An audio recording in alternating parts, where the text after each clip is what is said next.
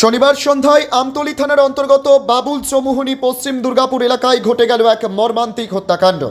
সুব্রত চৌধুরী নামে এক ব্যক্তিকে গলা কেটে নৃশংসভাবে খুন করা হয়। ঘটনায় চাঞ্চল্য ছড়িয়ে পড়ে গোটা এলাকায়। রবিবার দুপুরে ঘটনার বিস্তারিত বিবরণ দেন আমতলী থানার ওসি পরিতোষ দাস।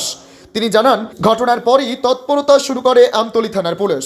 শনিবার রাতেই শঙ্কু চক্রবর্তী নামে এক অভিযুক্তকে গ্রেপ্তার করা হয় এবং তার বিরুদ্ধে নির্দিষ্ট ধারায় খুনের মামলা রুজু করা হয়েছে।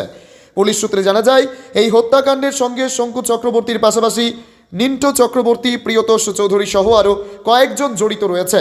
প্রাথমিক তদন্তে পুলিশের অনুমান, পূর্ব শত্রুতার জেরেই এই খুনের ঘটনা ঘটেছে। রবিবার অভিযুক্ত শঙ্কু চক্রবর্তীকে 5 দিনের পুলিশ রিমান্ড চেয়ে আদালতে পেশ করা হলে মাননীয় আদালত 3 দিনের পুলিশ রিমান্ড মঞ্জুর করেন। বাকি অভিযুক্তদের গ্রেপ্তারের চেষ্টা চলছে বলে পুলিশ সূত্রে জানানো হয়েছে। Bureau report, news 24 zone.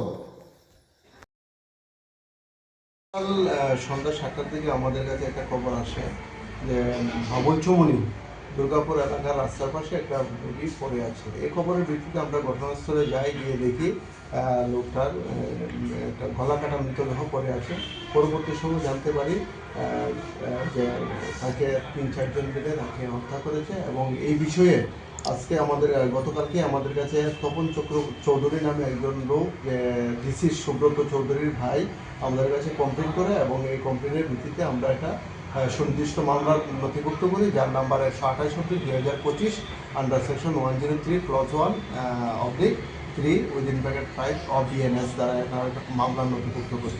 এবং এই কেস কানেকশনে আমরা শঙ্কু চক্রবর্তীকে আমরা অ্যারেস্ট করি এবং আজকে তাকে আমরা আদালতে প্রেরণ করব পুলিশ রিমান্ড চেয়ে।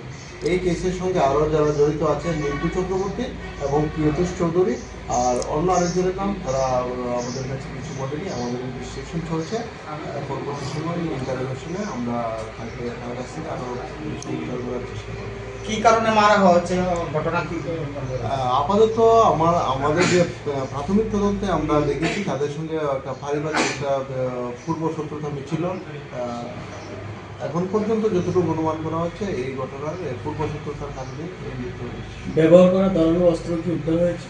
এগুলো আমরা গতকালকেই in presence of executive magistrate আমরা যে কালকে দিয়ে তাকে যে হত্যা করা হয়েছে, এগুলো আমরা উদ্ধার করেছি। যাকে ধরা হয়েছে তাকে কোথা থেকে আটক করা হয়েছে? তাকে তাদের বাড়ি থেকে আটক করা হয়েছে। আর যারা বাকি অদারা আছে তাদের বিরুদ্ধে আপনারা কি ব্যবস্থা করবেন? তাদেরকে আমরা অ্যারেস্ট করার জন্য আমাদের পুরো প্রসেস আমাদের চলছে। তাদেরকে আমরা অতি দ্রুত সম্ভব আমরা তাদেরকে অ্যারেস্ট করব। কতদিনের রিমান্ড চেয়ে আজ আদালতে প্রেরণ করবেন? আজকে আমরা 5 দিনের পুলিশ রিমান্ড চেয়ে তাকে আদালতে প্রেরণ করছি।